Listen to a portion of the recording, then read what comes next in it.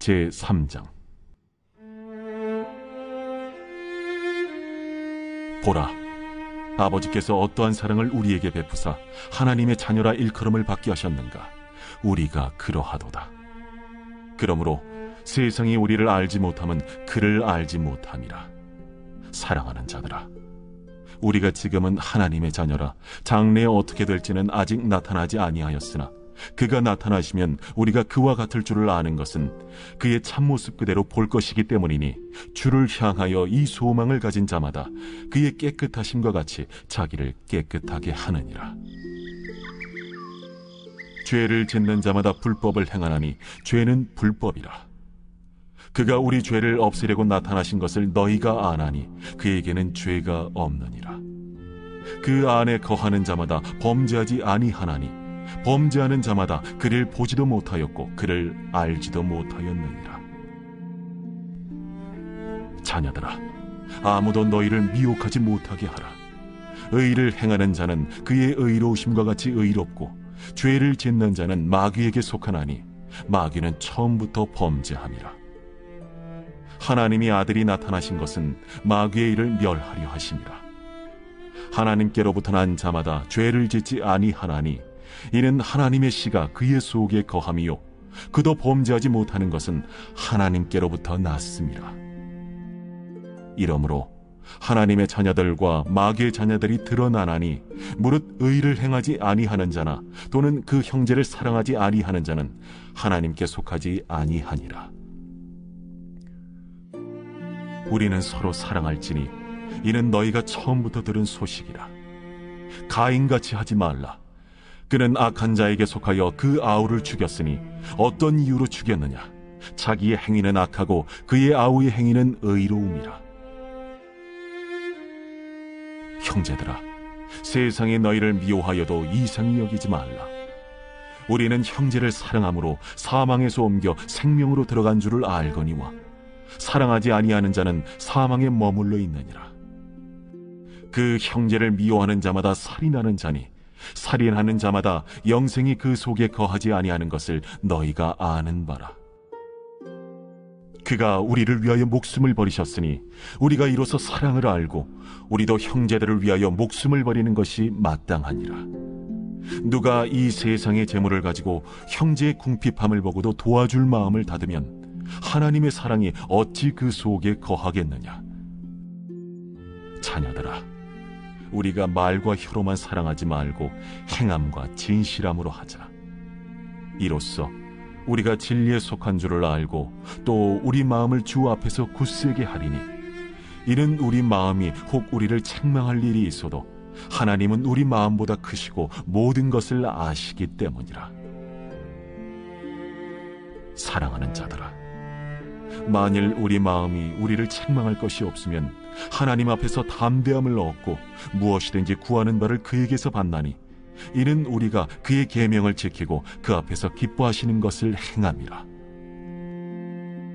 그의 계명은 이것이니 곧 그 아들 예수 그리스도의 이름을 믿고 그가 우리에게 주신 계명대로 서로 사랑할 것이니라. 그의 계명을 지키는 자는 주 안에 거하고 주는 그의 안에 거하시나니, 우리에게 주신 성령으로 말미암아 그가 우리 안에 거하시는 줄을 우리가 아느니라.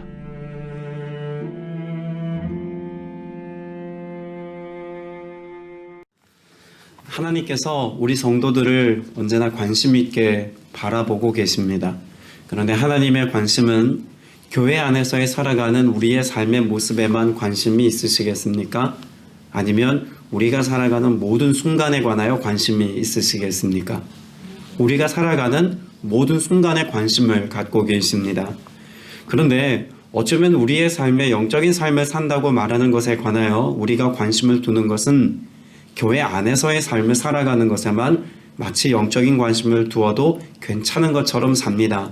그 말은 교회 안에서는 예배하고 기도하고 믿음의 식구들이 모일 때는 서로 사랑하고 아름다운 언어를 내뱉지만, 그러나 교회 밖에서의 우리의 삶의 모습은 왠지 그와 같은 사랑의 언어와 또 하나님의 역사하심과 은혜들을 실종한 사람처럼 그렇게 살아가는 모습이 덜어 나타나기 때문에 그렇습니다. 때문에 하나님의 관심이 우리의 삶의 전체에 있다면 우리가 하나님의 관점을 가지고 또 하나님의 마음을 가지고 살아가는 삶의 모습도 우리의 삶의 전 영역에서 나타나는 모습이어야 할 줄로 믿습니다. 교회 안에서 사랑했다면 교회 밖에서는 더욱 사랑해야 합니다. 교회 안에서 하나님께서 우리에게 가르쳐 주시는 영적인 교훈을 배웠다면 우리는 교회 밖에서 더욱더 그것을 실천해 볼 수 있어야 합니다. 사실 그렇지 않습니까? 우리가 교회 공동체 안에서 복음에 관하여, 믿음에 관하여, 하나님의 성품에 대하여 듣고 배우고 또한 결단할 수 있는 은혜의 자리들을 우리는 종종 갖습니다. 그러한 과정이 우리의 마음 가운데 영적인 결연한 의지가 되어서 내가 그렇게 살아야겠다고 결단했을지라도 교회 안에서만이 아니라 교회 밖에서 그것을 건강하게 실천할 때 하나님께서 우리에게 부어주신 그 은혜와 사랑이 증명되는 삶을 우리는 살 수 있습니다. 나 스스로도 그것을 확증받을 수 있을 뿐더러 세상에 대하여서 내가 믿음을 갖고 있는 것과 내가 하나님의 자녀인 것을 우리는 표방하고 또 증언하고 나타내 보일 수 있는 삶을 산다는 것입니다. 요한복음 13장 말씀에 보면 35절에 예수님께서 우리 그리스도인들이 그리스도의 제자됨을 무엇으로 아시겠다라고 말씀하셨습니까? 너희가 서로 사랑하면. 여러분, 하나님은 사랑이시다라고 말씀합니다. 아멘이시죠? 그 사랑이신 하나님이 우리 안에 임재하시고 늘 동행해 주셔서 우리의 삶의 그 사랑의 역사를 나타내시겠다고 말씀하셨습니다. 하나님이 가장 잘 하시는 일이 무엇일까요? 사랑입니다. 사랑이신 그분이 이 땅에 육신을 입고 낮고 천한 이 땅에 오셔서 우리의 죄 때문에 십자가에 오르신 것도 결국은 우리를 사랑하시기 때문입니다. 예수 그리스도의 십자가를 바라보면 우리는 그 안에서 인간이 상상할 수 없고 쉽게 따라할 수 없는 크기의 하나님 사랑을 우리는 발견하게 됩니다. 그만큼 하나님은 사랑이시고 사랑에 관한 한 하나님만큼 우리에게 온전한 것을 증명하신 분도 없습니다. 내 안에 하나님이 계시다는 것은 결국 하나님의 성품이 드러나는 것뿐만 아니라 하나님이 가장 잘 하시는 그 사랑하는 일을 우리로 하여금 감당케 하시는 은혜가 있다는 것을 분명히 말씀하는 것 아닙니까? 그러니까 예수님의 제자인 것은 곧 하나님이신 그분의 영이 성령이 내 안에 계셔서 나와 함께 계시고 역사하실 때 그 사랑의 나타남으로 우리에게 은혜를 베푸시겠다는 말씀이기도 한 것이죠. 요한일서 우리가 3장 말씀을 읽었습니다만 요한일서 4장 말씀에도 보면 사랑에 관하여서 아주 중요한 말씀을 하고 있죠. 요한일서 4장 11절 말씀에 보면 우리가 서로 사랑하는 것이 어떠하다라고 말씀하자면 따라서 고백합시다. 마땅하니라. 네, 그 마땅한 일이라는 것입니다. 여기 마땅한 일이다라고 말하는 의미는 당연히 그렇게 해야 합니다 라고 하는 말일 수도 있습니다만 어떤 의미에서 앞서 제가 전제했던 것처럼 사랑이신 그분이 내 안에 머물러 계시다면 그분의 나타남으로 우리는 사랑할 수밖에 없는 존재입니다 라고 하는 것을 우리에게 극명하게 말씀해 주는 것이죠. 그래서 요한일서 4장 12절에서는 아무도 하나님을 보지 못했지만 사랑하는 것을 통해서 서로 사랑함을 통해서 누구를 경험한다고 말씀하나요? 하나님을 경험할 수 있다고 말하고 있는 것입니다. 교회 공동체 안에서 우리가 처음 교회에 등록하여서 나오기 시작한 새신자들이나 처음 복음을 듣고 주님 안에 머무른 사람들이 교회 공동체 안에서 하나님을 만날 수 있는 기회를 우리가 어떻게 열어주어야 합니까? 사랑하면 됩니다. 교회 밖에서 우리가 복음을 전할 때 그 복음 전함의 모습을 통하여서 우리가 단지 복음의 내용을 전하는 것이 아니라 삶으로 복음을 전해야 된다고 하는 이유도 결국 하나님의 나타나심, 내 안에 계신 하나님이 나를 통해서 세상 가운데 드러나게 하기 위한 가장 좋은 방법이 서로 사랑하는 것이기 때문에 사랑하라고 말씀하고 있는 것입니다. 단지 윤리적인 가치 기준으로 볼 때 세상에서 많은 사람들이 최고의 덕목으로 꼽는 것이 사랑이기 때문에 사랑하라가 아니라 우리가 하나님의 자녀로서 하나님을 나타낼 수 있는 유일한 방편, 예수 그리스도를 내가 주로 고백하여서 주 예수 그리스도께서 내 안에 계시고 또한 그 주님이 오늘 나를 통해 말씀하고 계신 이것이 진리임을 증명할 수 있는 최선의 방편, 그것이 사랑이기 때문에 그렇습니다. 그것이 제자도입니다. 사랑하지 않으면 결코 우리는 그리스도의 제자라 말하기 어려울 뿐더러 복음을 힘있게 전할 수 없다는 것도 우리가 인정해야겠죠. 예전에 저희 교회 이야기가 아니라 부교육자 시절에 제가 섬기던 교회에서 목사님께서 이런 제안을 하셨습니다.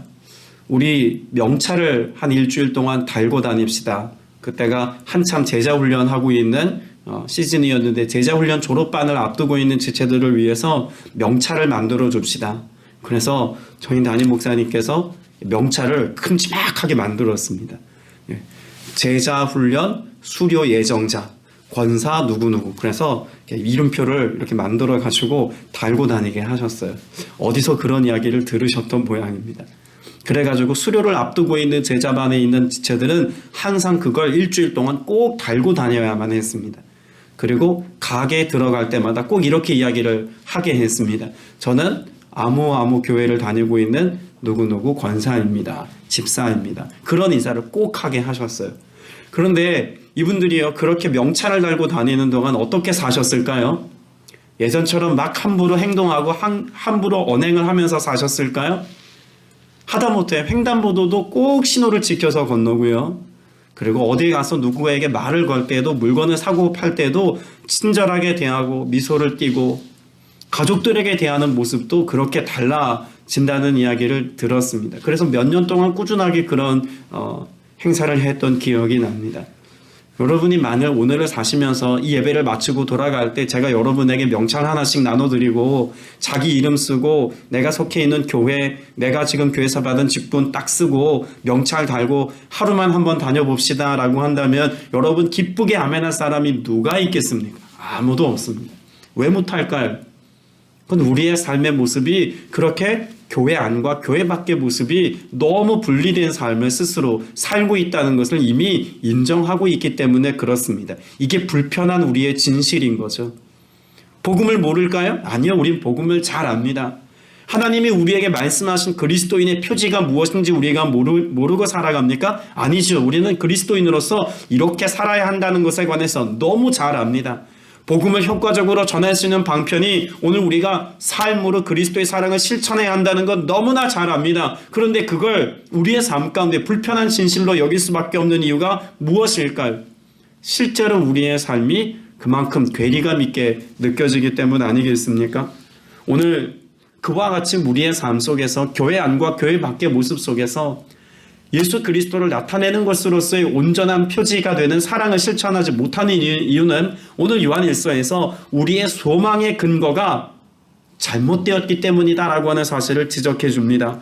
자, 3절 말씀 같이 읽어보겠습니다. 시작. 그에게 이런 소망을 두는 사람은 누구나 그가 깨끗하신 것과 같이 자기를 깨끗하게 합니다. 자, 그럼 3절에서 그에게 이런 소망을 두는 사람이라고 말하죠. 여기 누구에게 소망을 둔다는 것을 말하고 있는 걸까요?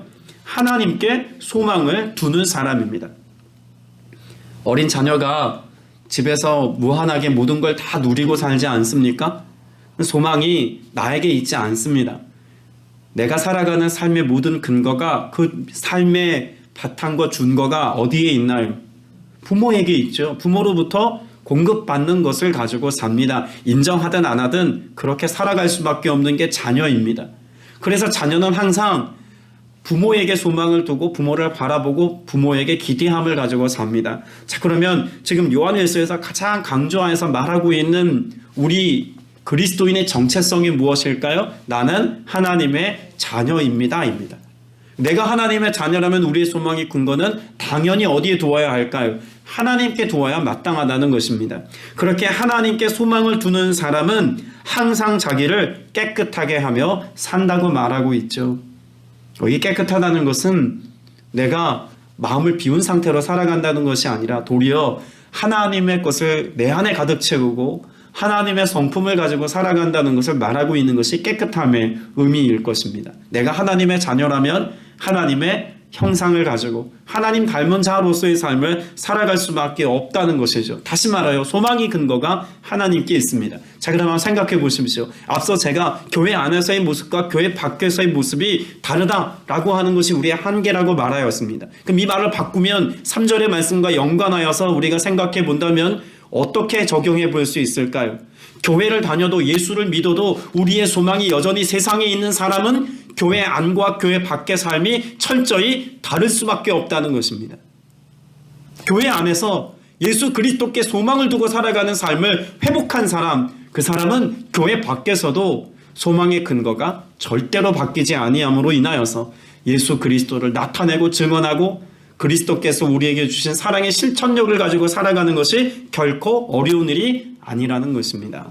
그런데 우리의 소망은 대부분 성경에서 우리에게 경고하고 경계하는 것처럼 물질에 두거나 혹은 나 자신의 노력과 성실함에 두거나 혹은 어떤 사람이나 의지할 만한 세상의 쾌락에 나를 맡김바 되어 살아가기 때문에 우리의 삶이 온전한 하나님의 말씀을 나타내고 드러내는 삶이 아닌 경우가 많다는 것을 가르쳐 주고 있죠. 여러분, 오늘 요한일서 말씀에서 우리가 잘 보면 그렇게 소망을 하나님께 두지 않는 사람은 결국 어디에 소망을 두고 있는 것이다라고 말하고 있을까요? 여러분, 극단적으로 표현을 하고 있는 내용을 보면 세상에 소망을 두었다가 아니라 세상을 주관하고 있고 세상의 악함과 죄의 씨앗을 뿌리고 있는 어디에 마귀에게 속한 자일 수 있다는 가능성을 우리에게 분명히 말하여 주고 있지 않습니까? 자, 그래서 6절 말씀에 보면 그러므로 그리스도 안에 머물러 있는 사람마다 죄를 짓지 않습니다. 죄를 짓는 사람마다 그를 보지도 못한 사람이요 알지도 못한 사람입니다.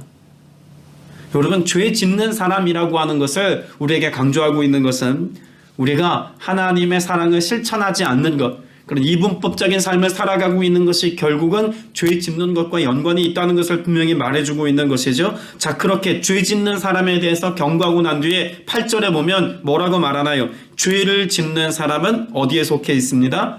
악마에게 속해 있습니다. 분명히 요한 사도는 우리의 삶을 딱 두 가지로 정의하여 구분하고 있습니다. 하나님께 속하였거나 사단이 주관하고 있는 세상에 속하여 있거나 하나님의 나라 백성이고 하나님의 자녀인 동시에 세상에 속한 자로서 살 수 없다는 이야기죠. 내가 하나님께 속한 자라면 하나님의 통치와 다스림을 받고 그분의 명령과 그분의 뜻을 살아가는 것이 우리의 삶 가운데 너무나 자연스럽게 되어짐의 은혜로 누리는 삶이어야 한다는 것을 분명히 말씀해 주고 있습니다. 그래서 9절에 이렇게 설명하죠. 하나님에게서 난 사람은 누구나 죄를 짓지 않습니다. 오늘 저와 여러분의 삶 속에 죄라고 하는 것을 우리가 범하며 살아가지 않을 수는 없습니다. 그런데 왜 오늘 사도 요한은 하나님으로부터 난 사람은 죄 짓지 않는다라고 말하고 있는 걸까요? 여러분, 죄를 짓지 않는다라고 하는 것은 단지 죄라고 하는 것에 관하여 우리가 실수하거나 넘어지거나 또 실패할 가능성이 전혀 없는 상태, 너무나 거룩하고 성별되어서 죄와는 전혀 상관없는 상태에 우리가 삶을 지속하여 살아갈 수 있다는 의미가 아닙니다.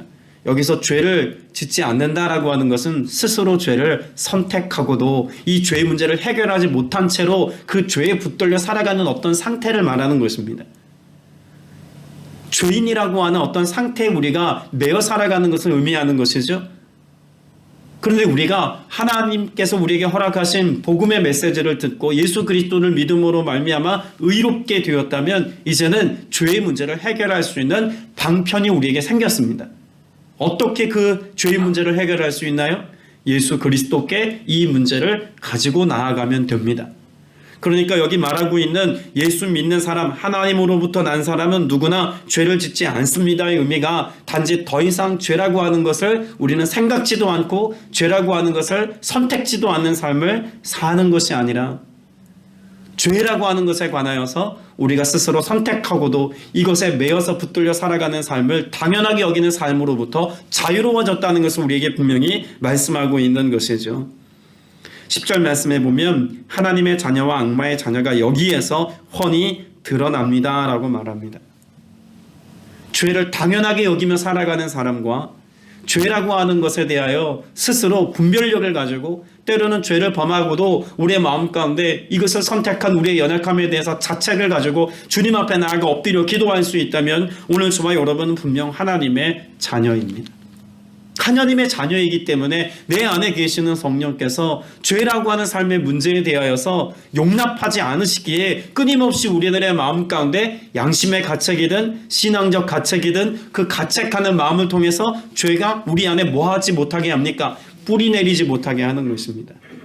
죄 없는 자로서의 삶을 살게 한다는 것이죠. 여러분, 우리가 이와 같이 하나님 안에서 소망의 근거가 세상에 있지 아니하고 늘 예수 그리스도께 있어서, 그래서 우리의 삶 가운데 죄를 용납하지 아니하고 빛의 자녀가 되어서 하나님의 영광을 드러내고 나타내는 삶을 살아갈 때, 여러분, 이와 같은 삶은 곧 하나님을 기쁘시게 하는 삶이요, 이것이 곧 하나님을 나타내는 삶인 것을 여러분 오늘도 삶에서 경험하는 은혜 있게 되시길 축복합니다. 여러분, 오늘 본문 말씀 가운데 17절 말씀을 한번 다시 읽어보겠습니다. 17절입니다. 누구든지 세상 재물을 가지고 있으면서 자기 형제 자매 궁핍함을 보고도 마음 문을 닫고 도와주지 않으면 어떻게 하나님의 사랑이 그 속에 머물겠습니까? 여러분, 사도 요한은 우리가 하나님의 성품을 가지고 또한 온전한 그리스도의 사랑의 실천력으로 세상에 소망을 두는 것이 아니라 주님께 소망을 두고 또한 그 가운데 하나님께서 기뻐하시는 의의를 행하며 살아간다면 결국 우리의 삶에 그 사랑이신 예수 그리스도의 성품이 무엇으로 드러난다고 말하고 있는 걸까요? 구체적인 행위로 드러난다고 말하고 있는 것입니다. 내 안에 하나님의 나라가 이루어졌다면, 내 안에 하나님의 선한 것이 가득하다면 이제는 그것이 내 안에서 묵상되어지는 것만이 아니라, 이것이 내 안에서 영적으로 혹은 정서적으로 동의되어지는 정도가 아니라 어떻게 드러나야 한다는 것입니까? 구체적인 행위로 드러나야 한다는 것입니다. 그런데 오늘 말씀에 주목해 볼 것은 자기 형제 자매의 궁핍함을 보았다라고 말하죠. 자, 그런데 보고 난 다음에 바로 도와준다라고 하는 의미보다 무엇을 전제하고 있나요? 무엇을 닫고 있으면? 마음의 문을 닫고 있으면. 그러면 내 안에 주님이 계셔서 함께 계시는 은혜를 누리는 사람은 항상 우리의 마음이 어떤 상태일까요? 열린 마음입니다. 우리의 마음이 열려 있어야, 그래야 구체적인 신앙 행위로 이어진다는 것이죠. 마음이 열려 있지 않으면 결코 우리는 내 주머니를 열어서 누군가의 어려움을 도와줄 수 없습니다. 교회도 마찬가지고 가정도 마찬가지고 개인도 마찬가지입니다. 내 안에 그리스도께서 계셔서 하나님께서 기뻐하심으로 인하여 주님이 노크하실 때, 이거 내가 기뻐하는 일이야, 내가 그들과 함께 있어, 내가 그들과 함께 이 선한 일들을 너와 함께 이루기를 원해 라고 우리의 마음의 문을 노크하실 때 항상 그 문을, 마음의 문을 활짝 열 수 있는 사람, 여러분, 이 사람이 뭐 할 수 있을까요? 구체적인 영적인 실천력을 가지고 살아가는 삶을 살 수 있다고 사도 요한은 가르쳐주고 있습니다. 근데 우리의 마음을 굳게 붙들어 매고 마치 이것이 조금 흘러가는 것으로 내가 죽을 것처럼 세상에 매여 살아가는 사람은 결코 사랑의 실천력과 믿음의 실천력을 가지고 살아갈 수 없습니다. 여러분, 주님의 음성에 반응하는 삶을 오늘 살게 되시길 축복합니다. 주님의 마음이 있는 그곳에 여러분의 마음이 있게 되시기를 바랍니다. 주님이 시선이 머무는 그곳에 여러분의 시선이 있기를 바랍니다. 우리가 그것에 반응하지 못하면, 이것에 대하여서 우리가 구체적으로 실천하지 못하면 우리는 믿음을 헛되게 갖고 있다라고 해도 과언이 아닐 것입니다. 최근에 화이팅길 사역을 하면서 그런 지체들의 모습을 보는 것이 참 기쁘고 행복한 일 중에 하나입니다. 아픈 아이들을 함께 기도로 섬기는 공동체 안에 의사인 자매가 있어요. 요양병원에서 치매 환자들을 돌보는 그런 젊은 의사인데, 이 자매가 뇌전증 아이들을 함께 우리가 돌보고 기도하면서 항상 고민합니다.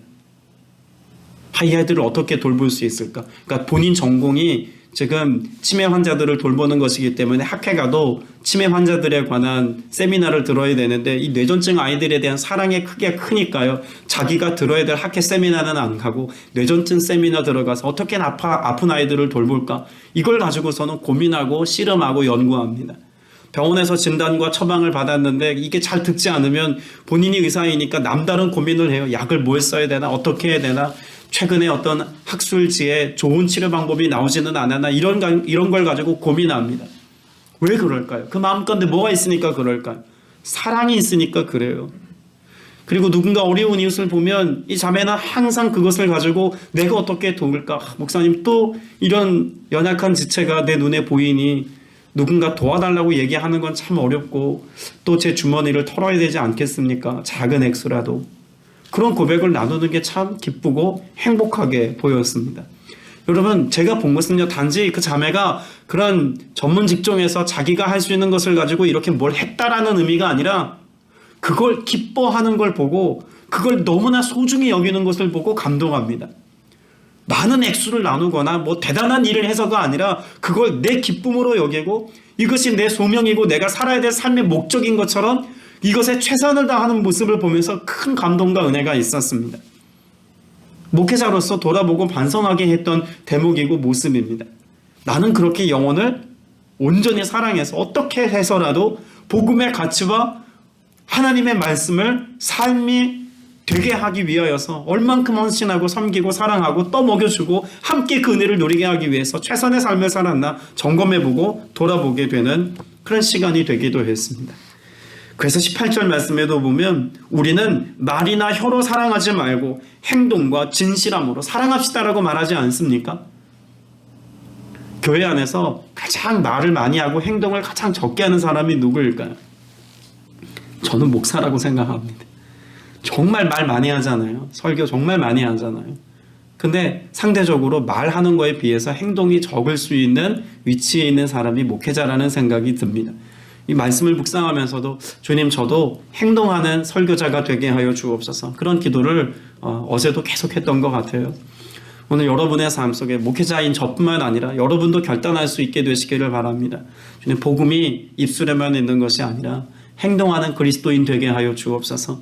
주님, 마음에 결단한 것이 삶의 실천력으로 이어지는 행동하는 그리스도인 되게 하여 주옵소서. 여러분, 이런 고백을 가지고 주님 앞에 쓰임받는 여러분 되시길 축복합니다. 말씀을 맺습니다. 23절 말씀 같이 한번 읽어보겠습니다. 시작. 하나님의 계명은 이것이니 곧 그 아들 예수 그리스도의 이름을 믿고 그리스도께서 우리에게 명하신 대로 서로 사랑하라는 것입니다.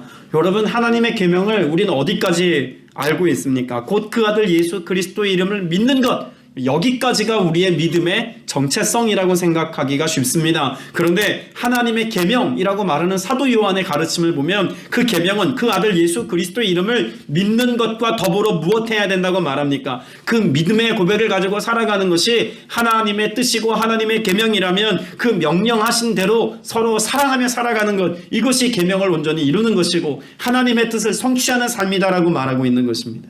아무리 탁월하게 복음을 설명해도, 아무리 탁월하게 우리가 복음을 가르치고 진리를 가르친다고 해도, 아무리 우리가 하나님의 마음에 반응해서 세상 오지에 가서 어떤 일들을 감당한다고 해도 내 안에 하나님의 성품과 하나님의 뜻이 이루어지지 않으면 무엇할 수 있겠습니까? 아무것도 아닙니다. 그야말로 울리는 꽹과리와 같은 삶을 살 수 있습니다. 저와 여러분 모두가 그렇게 시끄러운 소리를 내는 꽹과리 같은 삶이 아니라 복음의 능력이 아름다운 그런 연주와 같이 되어서 주님의 영광을 여러분의 삶으로 노래할 수 있는 복된 인생이 다 되시기를 주님의 이름으로 축복합니다. 기도드리겠습니다.